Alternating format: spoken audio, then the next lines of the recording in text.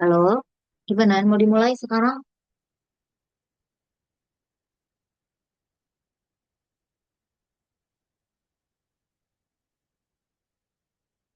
Halo, suara saya terdengar nggak ya? Terdengar, Bu. Terdengar, oke. Ya udah ya, supaya nggak terlalu malam, kita mulai aja. Nanti kalau ada yang mau masuk Zoom, biar nyusul aja gitu ya. Saya mulai dulu. Bismillahirrahmanirrahim. Assalamualaikum warahmatullahi wabarakatuh. Waalaikumsalam warahmatullahi wabarakatuh. Ya, terima kasih. Sebelum kita awali web kita pada malam hari ini, marilah kita berdoa terlebih dahulu. Berdoa masing-masing dimulai. Berdoa selesai. Nah, sebelumnya saya ucapkan terima kasih banyak kepada teman-teman, Bapak Ibu yang sudah menyempatkan hadir pada tuweb terakhir kita di mata kuliah Manajemen Operasi Bisnis. Ini udah tuweb ketiga, tuweb yang terakhir. Jadi untuk tuweb hari ini kita akan membahas lebih kepada tugas yang di tugas ketiga maksudnya. Jadi tugas ketiga itu terdiri dari tiga sesi ya kalau nggak salah ya, tiga sesi. Mulai dari kualitas sampai dengan yang permintaan agregat. Nanti karena materinya itu sangat banyak di itu tiga sesi itu ya boleh izin open nggak apa-apa.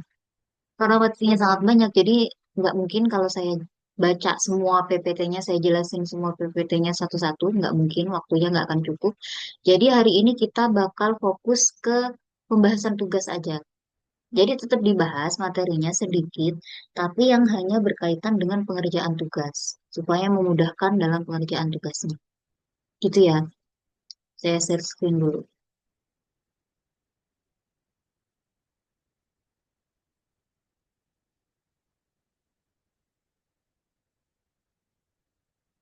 Sudah terlihat ya PPT-nya?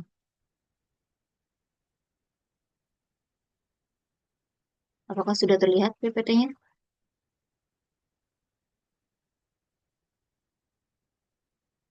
Halo, gimana? PPT-nya kelihatan ya yang saya share screen. Kalau saya pindah ke PDF kayak gini, pindah juga nggak? Halo, aman ya?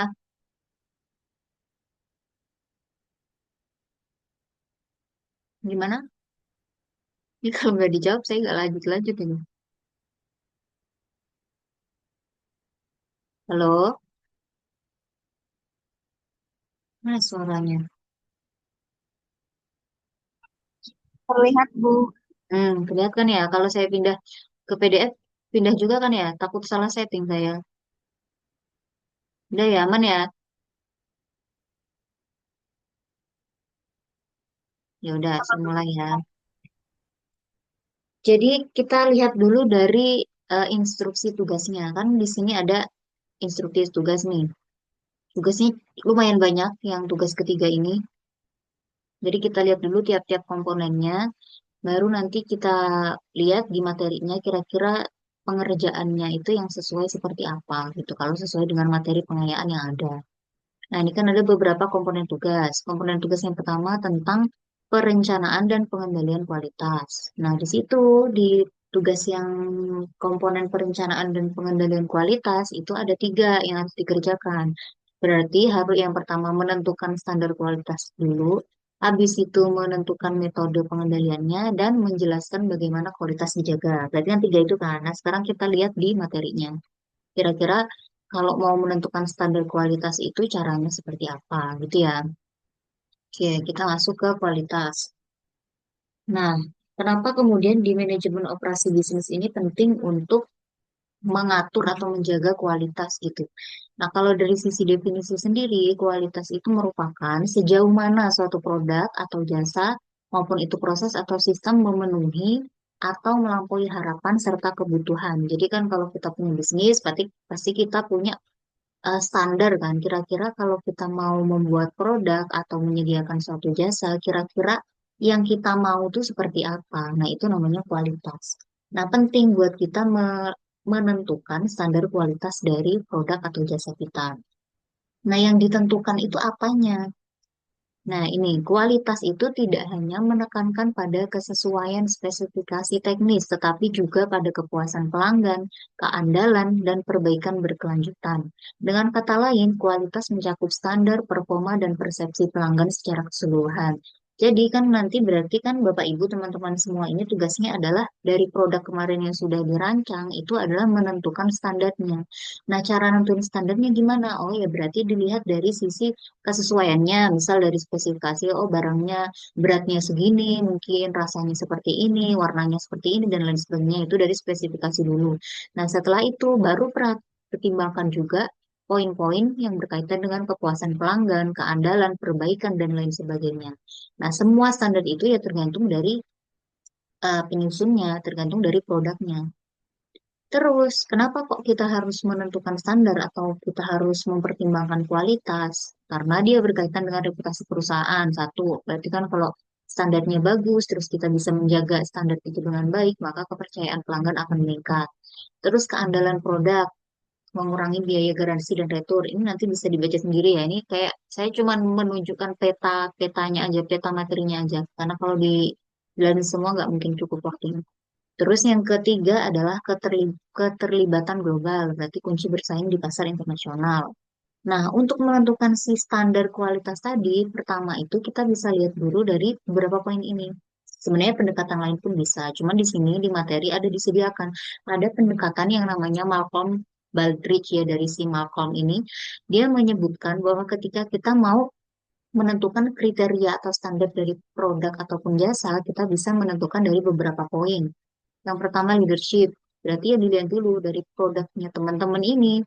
Kira-kira visi misi dan budaya organisasinya itu apa? Oh, berarti memang visi misinya atau budaya organisasinya adalah kecepatan dan ketepatan. Ya, berarti itu yang harus dipegang teguh misal. Atau yang dipegang teguh adalah kebersihan ya mungkin itu yang dipegang yang diturunkan menjadi standar kayak gitu. Nah, dari visi misi yang umum tadi yang menjadi value dan budaya organisasi baru diturunkan menjadi strategic planning. Jadi nanti caranya lebih detail gitu diturunkan ke strategi, baru ditambahkan juga kalau dikaitkan sama kebutuhan pelanggan kira-kira apa ya standar yang cocok, misal kayak gitu. Nah, baru dikaitin sama proses, inovasi, dan efisiensi operasional organisasi. Itu. Nah, itu pertama ya, berarti si penjelasan ini tadi menjawab tugas yang ini, menentukan standar kualitas produk maupun jasa. Contoh, di sini ada punya salah satu teman ya yang sudah dikerjakan untuk perbandingan materi. Nah, ini punya Mbak Ervina Halfa. Jadi izin ya untuk belajar bareng-bareng. Nah, di sini kita lihat coba. Pertama kan standar kualitas produk dan jasa. Oh, berarti di sini dijelasin nih. Berarti kan tugas pertama ini kan, menentukan standar kualitas produk ataupun jasa. Ya tergantung dari produk dan jasa Bapak Ibu semua.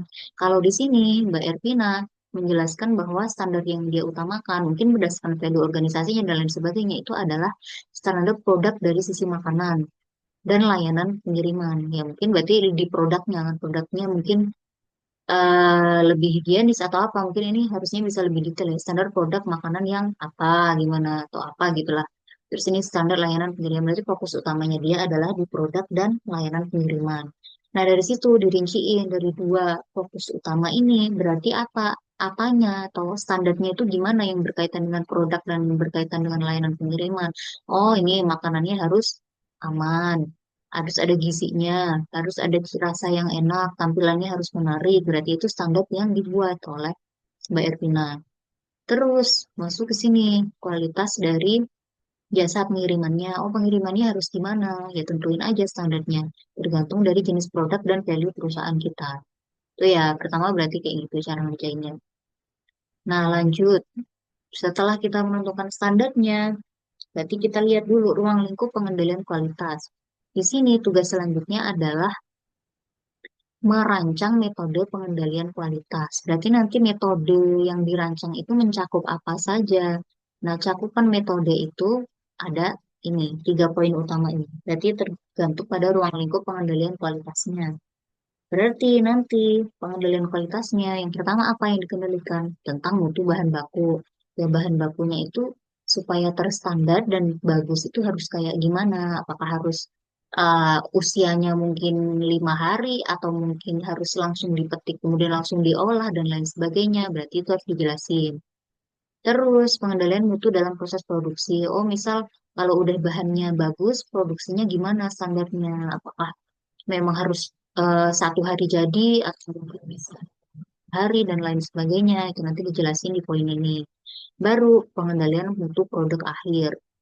Berarti di sini setelah produk itu jadi ya dicek lagi kira-kira apakah sudah sesuai dengan standar yang ditetapkan. Nah, di sini dijelasin.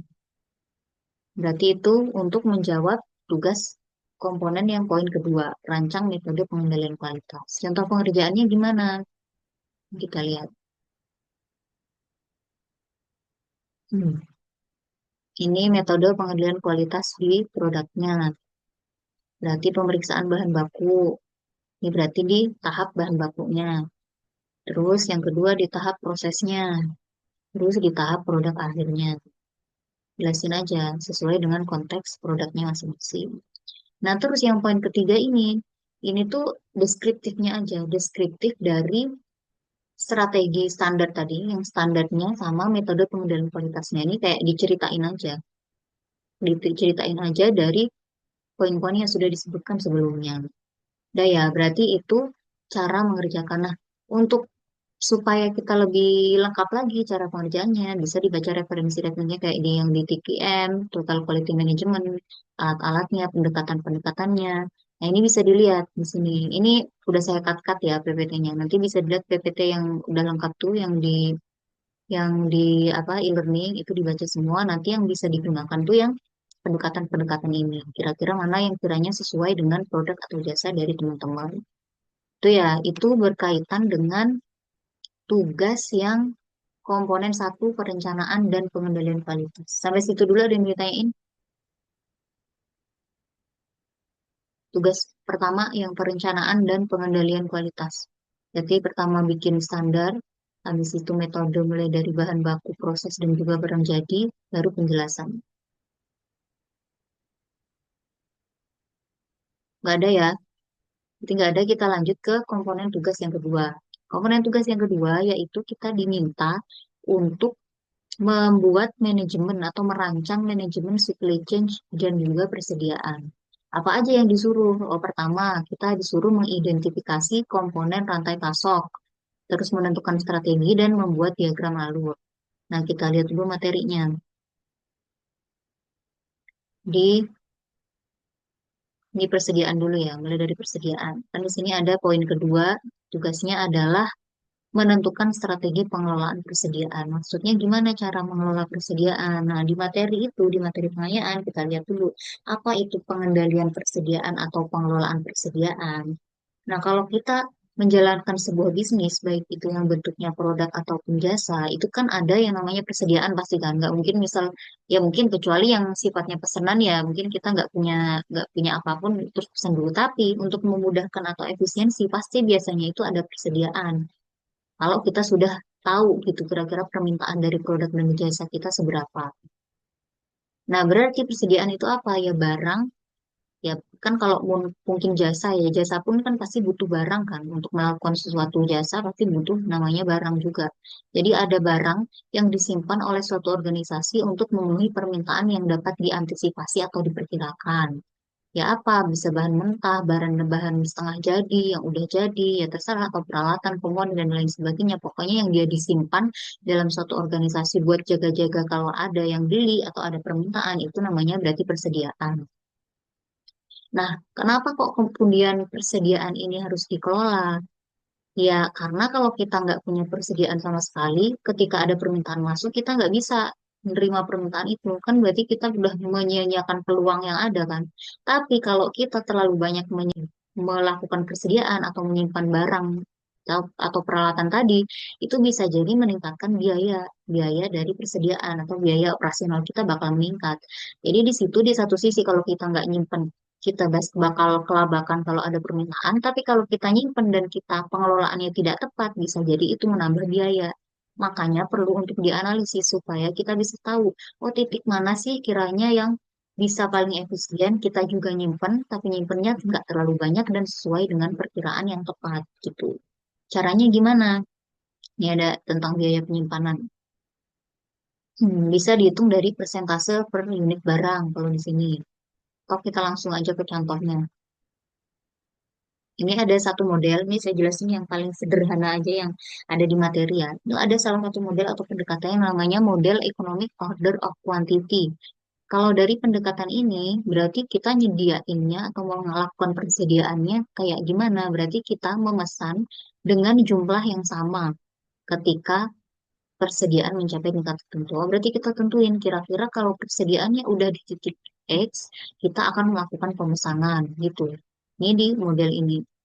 Berarti apa yang harus diperhatikan dalam dalam metode ini? Berarti asumsinya adalah permintaan diketahui dengan pasti. Ya, berarti kita harus punya punya dasar dulu, dasar permintaan dari produk dan jasa kita itu seberapa. Dia bakal cocok si pendekatan ini kalau memang permintaannya itu cukup jelas, relatif konstan sepanjang waktu, gitu. Dan tidak diperbolehkan adanya kekurangan persediaan. Itu tadi karena takutnya permintaannya udah tetap, tapi persediaannya nggak ada, bakal rugi di kita. Nah, kita langsung ke caranya. Ini ada contoh kasus ya. Nanti Bapak Ibu, jika memang barangnya atau produknya itu dan jasanya itu cocok menggunakan pendekatan ini bisa digunakan. Misalnya ada sebuah supermarket menyediakan makanan sereal, permintaannya 4.000 kotak per tahun. Terus ada biaya penyimpanan, ya kan pasti ada tempatnya kan, listriknya dan lain sebagainya. Dihitung itu ternyata $60 setiap tahun mengeluarkan, oh ini setiap melakukan pesanan. Dan per tahunnya 0,8 per kotak. Ini kayak biaya-biaya yang diperlukan. Terus pesanannya membutuhkan 4 hari. Dengan asumsi seperti ini, berarti gimana? Bisa kita hitung kira-kira jumlah yang bisa kita pesan dengan keadaan seperti itu berapa? Pakai rups ini. Nanti bisa dicoba dengan data asumsi ya. Kan pasti Bapak Ibu ini kan namanya ide bisnis kan. Pak, ya mungkin ada yang udah ada punya bisnis ya malah bagus kalau ada data real. Tapi kalau memang ini sifatnya masih ide bisnis ya nanti dikira-kira aja. Oh kalau saya bisnisnya ini apa namanya? Misal jamu. Oh kalau jamu kira-kira bisa nggak ya disimpan? Kalau bisa disimpan berapa hari ya? Kalau disimpan itu berapa hari biayanya berapa ya? Butuh listrik kah atau butuh dan tempat penyimpanannya dan lain sebagainya itu bisa nanti diasumsikan aja. Yang penting tahu caranya.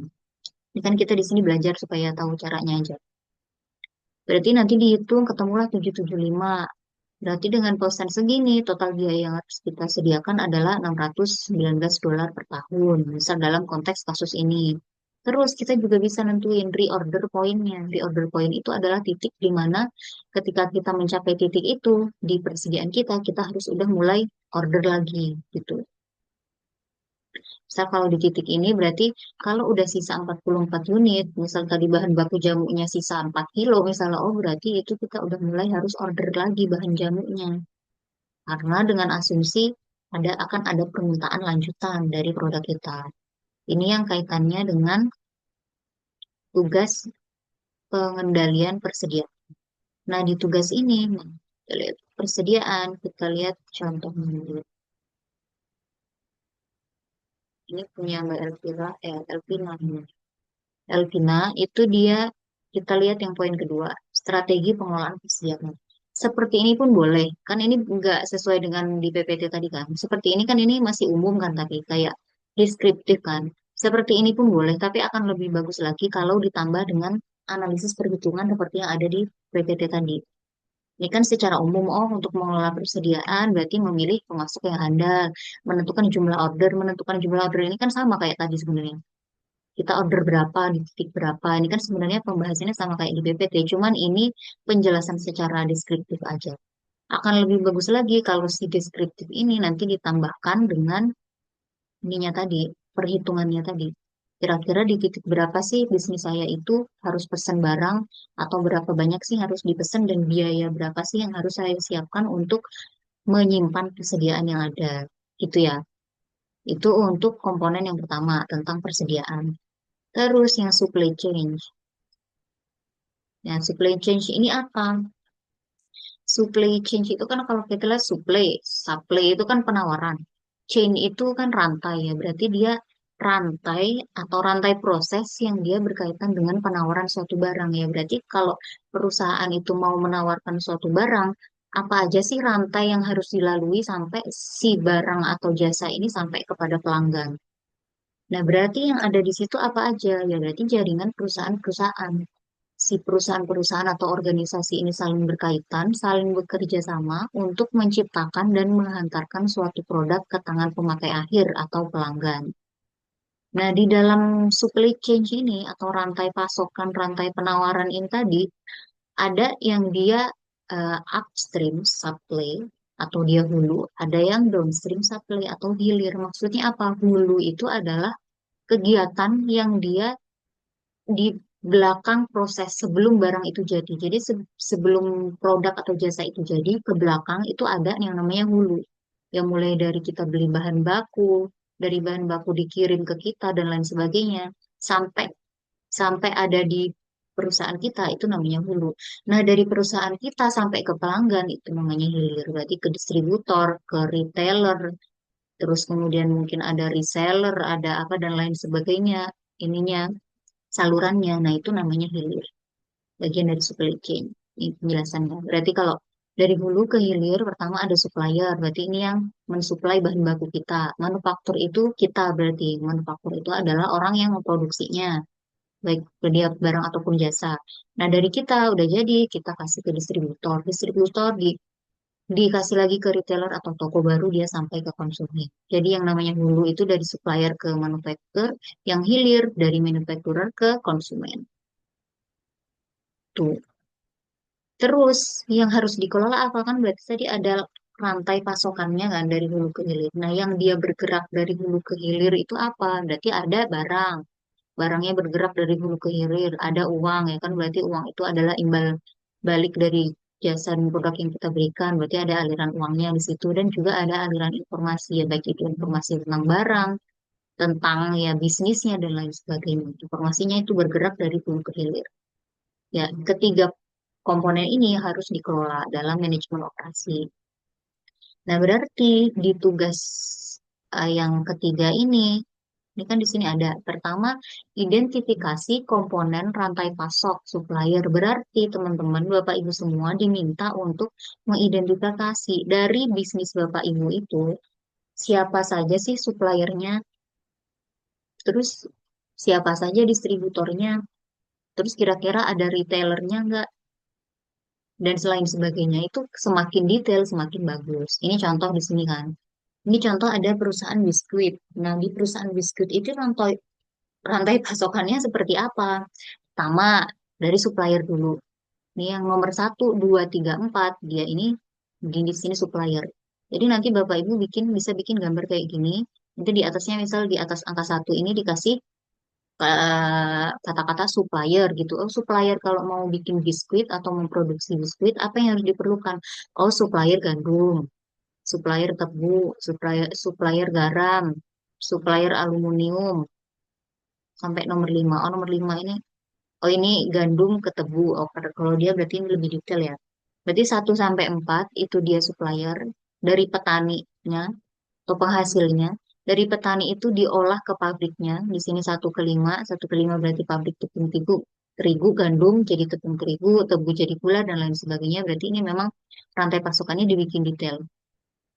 Nah, ini kan berarti 1, 2, 3, 4, 5, 6, 7, 8 ini masih dalam kategori supplier.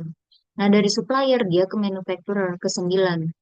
9 itu kan pabrik biskuitnya. Ya, anggaplah di sini kita berarti kita yang punya produk ataupun jasa.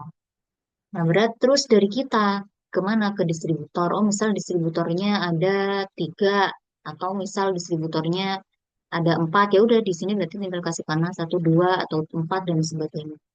Gitu. Nah, dari si distributor itu, distributor ngasih ke siapa lagi? Kalau dia distributor langsung ke pelanggan ya berarti cukup sampai sini. Tapi kalau distributor dia ke toko-toko dan lain sebagainya ya berarti dikasih oh toko kelontong, oh toko apa ya semakin dia detail di sini semakin bagus. Tergantung dari produk kita gitu. Terus kita lihat dari pengerjaan BLP komponen rantai pasok. Oh ini yang pertama itu identifikasi dulu ya. Pertama identifikasi dulu sebelum dibikin gambar rantai pasoknya. Jadi suppliernya itu siapa aja. Terus nanti kita itu manufacturer kan kita, berarti siapa itu ngapain aja di situ. Terus distribusinya itu siapa aja, kurirnya mungkin sebutin aja. Oh kalau kerjasamanya sama JNE, JNT apa, apa disebutin. Terus dari distributor, misal di sini sebelum pelanggan ada retailer atau toko-toko kecil ya bisa. Kalau nggak ada ya langsung ke pelanggan nggak apa-apa. Kalau udah diidentifikasi, barulah dibikin denah kayak tadi, gambarnya tadi. Nah, di sini ini mungkin masih sederhana ya. Kalau mungkin Mbak Elvina mau direvisi lagi boleh. Ini sebenarnya udah benar dari petani dulu kan suppliernya. Habis itu petani ke pasar, distributor, terus Nutribox sebagai ininya manufacturernya. Habis itu Nutribox juga ada penyimpanan di situ, ada produksi, pengemasan, baru pengiriman dan penggunaan. Ini alurnya udah benar, cuman akan lebih bagus lagi mungkin kalau dibentuk gambar seperti ini. Jadi kayak lebih jelas gitu. Rantainya itu arahnya kemana gitu, lebih lebih terlihat dalam bentuk rantai gitu. Dah itu. Terus tugasnya lagi itu adalah bukan ini di sini buat diagram alur, rantai pasok, dan sistem pengadaan bahan baku. Nah, setelah itu dibikin juga sistem pengadaan bahan bakunya gimana nih pengadaannya. Oh, pertama admin memeriksa memeriksa stok, melihat jadwal dan lain sebagainya sampai dipesan. Itu. Ini termasuk tadi misal titik titik titik bahan baku berapa harus sudah memesan dan lain sebagainya itu bisa dijelaskan di sistem pengadaan. Nah, itu penjelasan untuk tugas komponen tugas dari manajemen supply chain dan juga persediaan. Sampai sini ada yang mau ditanyain dulu? Tidak ada? Kalau tidak ada lanjut. Berarti kan tadi udah ngerjain kualitas, habis itu manajemen supply chain sama persediaan. Yang ketiga tentang peramalan permintaan. Peramalan permintaan ini apa? Kita lihat dulu di materi ini. Ini ya, contohnya gambarnya selain dalam konteks yang kayak gini, bisa juga bentuknya kayak gini ya. Senyamannya kalian yang penting jelas aja. Atau kayak gini, misal dibentuknya pakai panah-panah dan lain sebagainya. Nah, ini ada dua pendekatan kalau ngomongin apa supply chain management. Ada yang dia push system sama pull system. Kalau push itu berarti kan mendorong. Dia didorong dari kitanya, dari produsennya ke konsumen. Jadi kita yang menentukan berapa banyak yang diproduksi, baru kita lempar ke konsumen. Tapi kalau pull itu berarti kan menarik, berarti kita tarik dari permintaan konsumen dulu. Berarti yang pertama tadi kita memperkirakan, baru kita produksi. Kalau yang pull, kita lihat dulu dari data real permintaan konsumen. Kalau udah ada data real, itu baru kita produksi. Itu bedanya antara push sama pull. Terus kita masuk ke peramalan perencanaan agregat. Forecasting atau peramalan ini maksudnya apa? Nah, forecasting adalah suatu teknik analisa perhitungan yang dilakukan dengan pendekatan kualitatif maupun kuantitatif untuk memperkirakan kejadian di masa depan dengan menggunakan referensi data-data dari masa lalu. Ya, kenapa kok harus diramalkan? Ya kan kita di sini manajemen ya. Manajemen itu kan tugasnya mengelola supaya bisnisnya itu maksimal, operasinya berjalan dengan baik, efisien, terus labanya meningkat dan lain sebagainya kan. Nah, untuk mencapai itu semua kita tuh butuh untuk merencanakan. Kalau kita tidak punya rencana, ya bisa jadi apa yang mau kita lakukan itu bisa jadi gagal gitu. Nah, untuk merencanakan sesuatu, kita butuh memperkirakan dulu. Nah, memperkirakan ini yang namanya forecasting atau peramalan. Nah, gimana cara memperkirakannya? Cara meramalkannya, ya berarti dari data-data masa lalu. Nah, yang diramalkan itu, kalau di sini bisa bersifat jangka pendek. Jangka pendek itu berarti dia kurang dari 3 bulan. Bisa jangka menengah 3 sampai 18 bulan atau jangka panjang lebih dari 18 bulan. Bisa juga kalau di sini disesuaikan dengan eh, apa masa-masa dari bisnisnya. Kan ada kemarin kita belajar kan, pertumbuhan suatu bisnis itu terdiri dari 4 tahap. Ada introduction, pertama dia bakal naik pelan-pelan, growth, terus dia naik terus sampai mencapai titik puncak. Kalau udah matang maturity, dia naiknya itu tidak akan sebanyak di masa growth. Nah, baru kalau udah di titik matang, nanti dia bakal menurun. Kan memang bisnis punya punya siklus seperti itu kan. Berarti kita harus merencanakan kita sesuaikan dengan siklusnya ataupun kita sesuaikan dengan jangka waktu tertentu. Nah, yang diperkirakan itu apa yang kalau berkaitan dengan kegiatan operasi?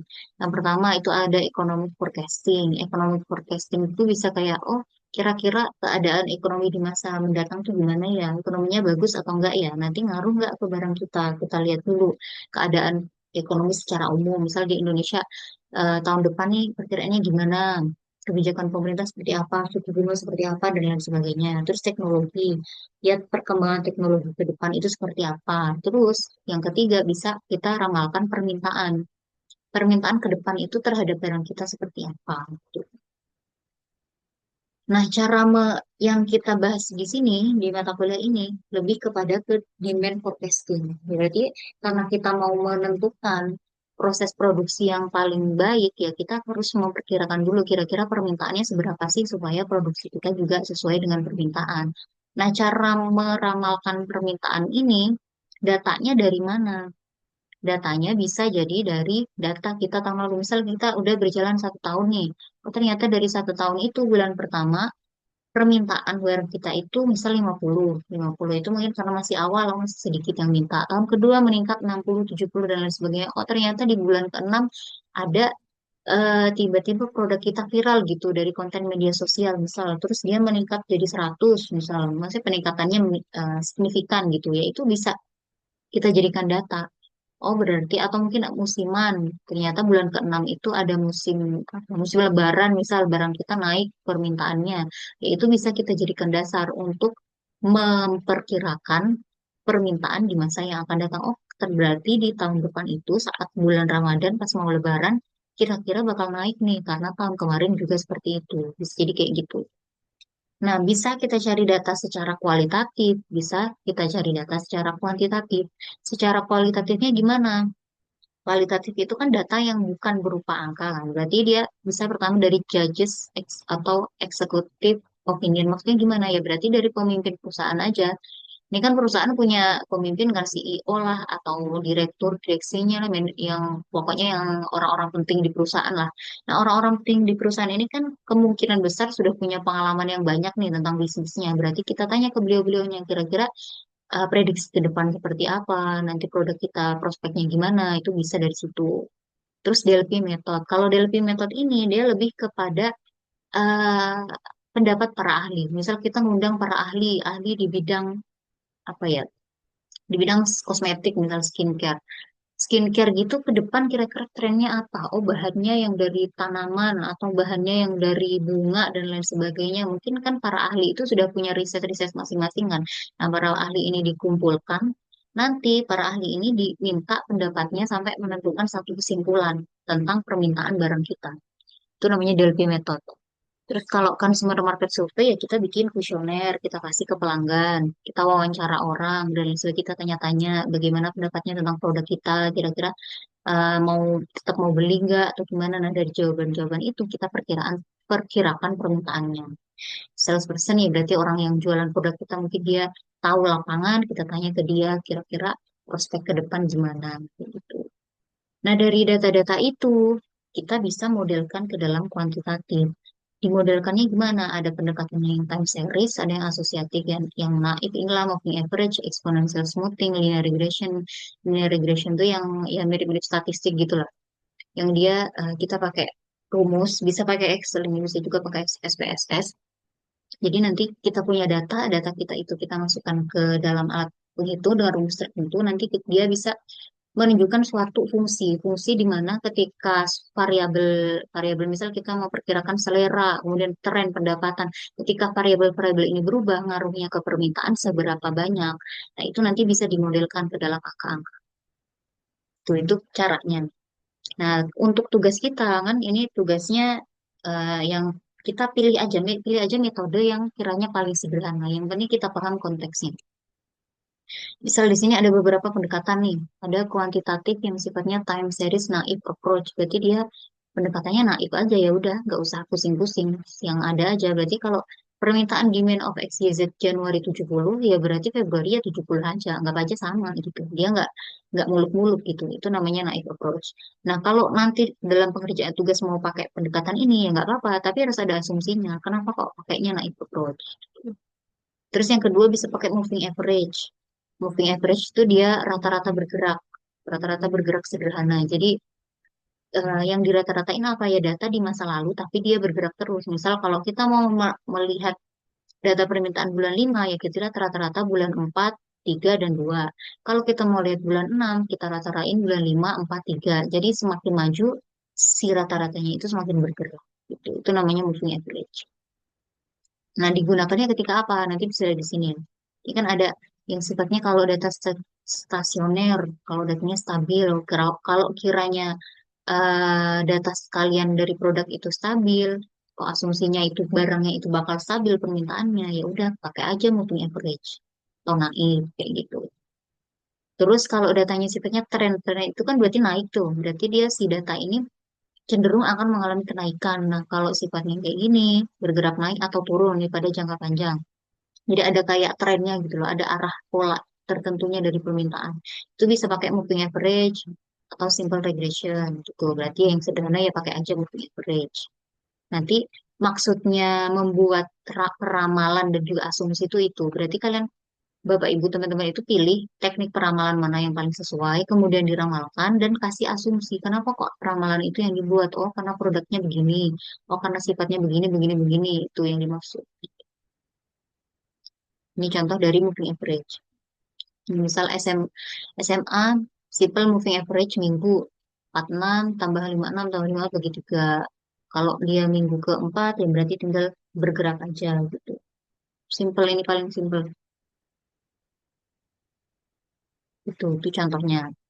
Berarti pengerjaan tugas yang ini peramalan permintaan ya berarti nanti Bapak Ibu bikin peramalan untuk 6 bulan ke depan. Data awalannya gimana? Ya data awalannya ngarang aja nggak apa-apa. Yang penting karangan itu ada asumsinya. Nih, berarti dia jelaskan asumsinya gimana. Kenapa kok karangannya kayak gitu? Ya karena gini, karena perekonomiannya lagi bagus lah atau apalah dan lain sebagainya. Coba kita lihat di sini ini kalau asumsi yang dibuat oleh Mbak Vina ya. Ini asumsi yang logis untuk data bisnis makanan sehat. Berarti pakai asumsi ini asumsi dari sisi produksinya juga ya. Jam operasionalnya 6 hari per minggu, rata-rata hari kerja 25. Terus ada promosi, karena dia pakai promosi, jadi dia asumsikan, oh ada peningkatan 5% tiap bulan. Tidak ada gangguan besar seperti penutupan wilayah, oh, berarti aman aja, nggak ada hal-hal di luar prediksi. Berarti ketika bikin peramalan, nih diasumsikan 5% naiknya. Diasumsikan 5% naiknya, berarti dari 40 ke 42, 44. Ini kurang lebih ya, selisihnya itu tiap tingkatan ini adalah 5% gitu. Nanti terserah Bapak Ibu mau pakai ini kah atau mungkin bikin aja pakai moving average data 3 awalan terus data selanjutnya dihitung dari rata-rata ke belakang boleh aja. Yang penting tahu alasannya. Nah, itu untuk tugas dari peramalan permintaan. Sekarang kita masuk ke yang terakhir, perencanaan agregat produksi. Nah, di perencanaan agregat produksi ini maksudnya gimana? Nah, maksudnya perencanaan itu kan tadi kita disuruh ngeramalin kan. Ramalin itu kan kita memprediksi kira-kira permintaan ke depan seperti apa. Kalau kita sudah punya ramalan, sudah punya prediksi, berarti waktunya merencanakan gitu. Yang direncanakan apa ya tentang ininya produksinya nanti mau produksi seberapa ya karena permintaannya segini oh berarti produksi segini intinya kayak gitu. Tapi perencanaannya ini sifatnya agregat. Perencanaan yang bersifat agregat itu maksudnya gimana? Agregat itu maksudnya ini produk secara keseluruhan. Ya kan kita punya bisnis nih. Kemungkinan besar bisnis kita produknya itu komponennya banyak atau jenisnya banyak itu nggak cuma satu. Misal minuman, ya ada varian rasa coklat, ada stroberi, ada matcha dan lain sebagainya. Nah, untuk memudahkan perencanaan produksinya, kita bisa merencanakan secara keseluruhan aja, secara agregat. Kayak gitu. Kenapa? Ya supaya mudah. Kemudahan dalam pengolahan data, ketelitian hasil yang diharapkan, kemudahan memahami mekanisme sistem produksi yang terjadi dalam implementasi rencana dan sebagainya. Nah, terus berarti cara perencanaan agregatnya seperti apa? Pakai yang di PDF aja, lebih jelas. Nah, ini kan pentingnya satuan agregat. Berarti pentingnya merencanakan untuk kemudahan, pakai secara keseluruhan, nggak usah tiap produk. Nah, terus gimana caranya? Berarti pakai strategi. Berarti pilih dulu strateginya. Mau merencanakannya kayak gimana? Tadi kan berarti fungsinya untuk menyeimbangkan permintaan pasar dengan kapasitas produksi dalam jangka menengah, umumnya 3 sampai 18 bulan ke depan. Berarti bikin perencanaan bisa 3 bulan sampai 18 bulan ke depan. Nah, pendekatan yang bisa digunakan itu ada 3 jenis di sini. Ada yang dia chase demand, ada yang level production, sama hybrid strategi. Nah, yang chase demand ini maksudnya apa? Chase demand itu adalah penyesuaian tingkat produksi agar sesuai dengan fluktuasi permintaan pasar pada setiap periode. Artinya, setiap perusahaan meningkatkan kapasitas produksi ketika permintaan meningkat dan menurunkannya ketika permintaan menurun. Jadi intinya chase itu kan dia mengejar kan. Ya ingat-ingat bahwa kalau chase demand ya kita kejar aja permintaan. Kalau permintaannya naik, ya udah kita naikin perencanaan kita. Kalau permintaannya perkiraan turun, ya kita turunin perencanaan produksi kita. Intinya gitu. Itu kalau pakai just demand. Dia buat apa? Berarti untuk kapasitas produksi yang sangat fleksibel berdasarkan volume permintaan. Berarti ini kalau produknya memang fleksibel ya. Memang kalau diturunin ya bisa mudah, mau diturunin produksinya, mau dinaikin, udah dinaikin gitu. Karena ada produk-produk yang kalau dinaik turunin gitu nggak mudah, mungkin malah meningkatkan biaya. Itu ada juga. Berarti nggak cocok dia pakai chase strategi. Contohnya gimana? Industri garmen. Perusahaan memproduksi lebih banyak pakaian menjelang musim lebaran atau Natal, kemudian mengurangi kapasitas produksi pada periode normal ketika permintaan lebih rendah. Itu contoh kalau barang-barang atau produk yang dia cocok pakai chase strategi. Terus, pendekatan yang kedua, ada yang level production strategi. Maksudnya apa? Dia mempertahankan tingkat produksi pada tingkat yang konstan. Jadi dia ya udah levelnya sama aja, nggak ngejar permintaan. Kalau walaupun permintaan kemungkinan memang produknya ini permintaannya stabil. Jadi dia karena stabil mungkin ya tetap ada naik turun itu tetap ada, cuman tidak terlalu fluktuatif. Jadi lebih cocok pakai yang level production. Jadi tiap bulan ya produksinya segitu aja. 50 unit, ya 50 unit terus kayak gitu. Nah, cocoknya buat apa ini? Kapasitas stabil sesuai target jangka panjang. Mengandalkan persediaan untuk menyeimbangkan fluktuasi permintaan, tidak memerlukan penyesuaian signifikan pada jumlah tenaga kerja. Berarti kalau ini jumlah tenaga kerja dan kapasitasnya mudah gitu, karena dia kan tetap kan, jadi tenaga kerjanya juga tetap. Contohnya produknya apa? Industri otomotif seperti Toyota menggunakan pendekatan ini untuk menjaga kelancaran produksi sepanjang tahun. Ya mungkin kalau kendaraan itu kan mesinnya gede ya. Mungkin kalau dia mesin tuh misal diturunin dimatiin mesinnya itu mungkin malah meningkatkan biaya ini, malah nggak efisien. Jadi mungkin harus stabil. Terus yang ketiga bisa pakai strategi yang campuran. Jadi ya dikombinasikan aja, pakai yang chase demand, juga pakai level production. Tujuannya untuk meminimalkan kelemahan masing-masing strategi dan memaksimalkan kelebihannya. Caranya gimana? Dia mengkombinasikan kapasitas produksi yang tetap dan fleksibel. Intinya tuh gini, dia punya nilai yang tetap untuk diproduksi. Tapi dia juga tetap melihat permintaan, data permintaan. Kalau data permintaannya tiba-tiba berubah, ya dia juga dengan mudah bisa menyesuaikan. Tapi dia tetap punya basis level kapasitas produksi yang sama gitu tiap waktunya. Contohnya, perusahaan makanan dan minuman menggunakan kapasitas dasar tetap untuk memenuhi permintaan reguler, tetapi menambah produksi lembur untuk melakukan outsourcing pada musim liburan dan mengantisipasi lonjakan permintaan. Gitu berarti ya udah, oh kita produksi tiap hari itu 50 porsi makanan, yaitu minimal segitu tiap hari. Tapi kita bisa prediksi kalau weekend kita tambahlah jadi 70. Kalau weekdays ya udah tetap 50. Itu contoh dari strategi yang dia hybrid atau campuran.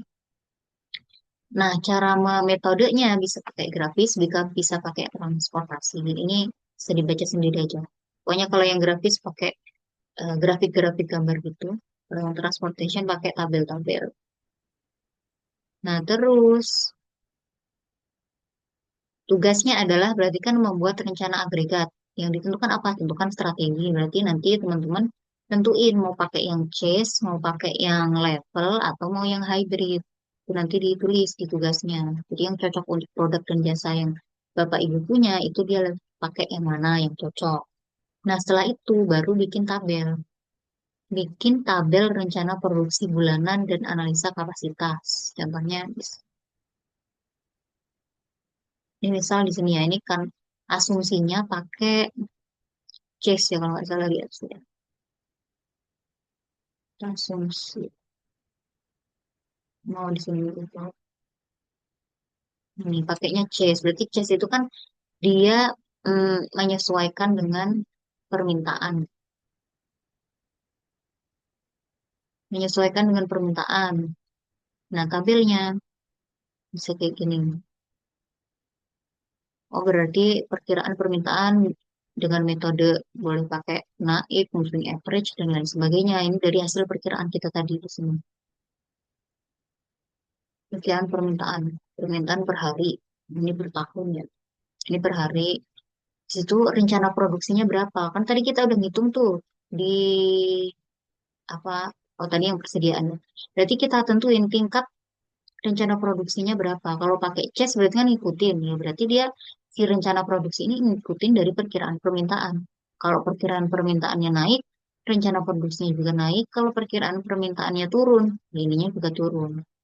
Kayak gitu. Terus ditentuin kira-kira butuh tenaga kerja berapa. Nah, harusnya sebenarnya ada satu tabel lagi, yaitu tabel ini lembur biasanya. Jadi, misalkan kalau chase itu kan dia mengikuti dari permintaan, sedangkan dianggapnya kan permintaannya tadi berubah-ubah kan. Kalau kita pakai chase itu bagusnya buat produk yang dia sedikit fluktuatif kan. Nah, karena fluktuatif, kemungkinan kan kita harus menyesuaikan dari sisi tenaga kerja. Mungkin kalau kayak gini, 3, 4, masa kadang-kadang tenaga kerjanya 3, kadang 4 dan lain sebagainya. Mungkin kalau ada tabel lembur di sini bisa disesuaikan. Oh, berarti ketika permintaannya meningkat, butuh lemburan. Misal kalau ini bisa pakai jam ya, pakai jam bisa, pakai tenaga kerja juga nggak apa-apa. Yang penting konteksnya jelas. Terus di sini misal, oh butuh lembur berapa jam dan lain sebagainya. Karena kenapa ya? Karena permintaannya meningkat. Gitu. Atau mungkin di sini rencana produksinya segini, sisa produksinya berapa, itu bisa juga dikasih di sini. Intinya, inti dari tabel rencana produksi ini adalah seberapa banyak sih yang akan kamu rencanakan untuk diproduksi ketika permintaannya di titik tertentu dan butuh apa aja. Gitu. Oh, butuhnya tenaga kerja, oh, butuhnya bahan baku, butuhnya nanti kalau meningkat lembur dan lain sebagainya. Intinya gitu, tabel rencana produksi ini. Nah, ini ininya penjelasan-penjelasannya. Intinya itu sih, inti dari tugas 3. Sampai situ ada yang ditanyain dulu dari tugas 3. Lumayan yang datang 19 gitu. Ada yang mau ditanyakan mungkin terkait tugas. Kemarin itu yang tugas 2 itu saya nemu ada dua mahasiswa yang dikumpulin itu tugas 1 gitu. Mungkin atau salah ngumpulin atau memang gimana nggak tahu. Nanti kalau memang masih mau diperbaiki, silahkan dikumpulin aja di tugas 3. Nanti biar nilainya saya tambah yang di tugas 2-nya. Gitu ya. Ada yang mau ditanyakan mungkin Bapak Ibu?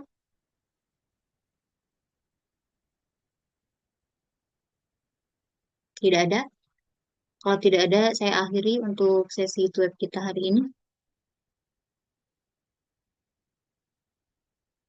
Cukup ya berarti ya?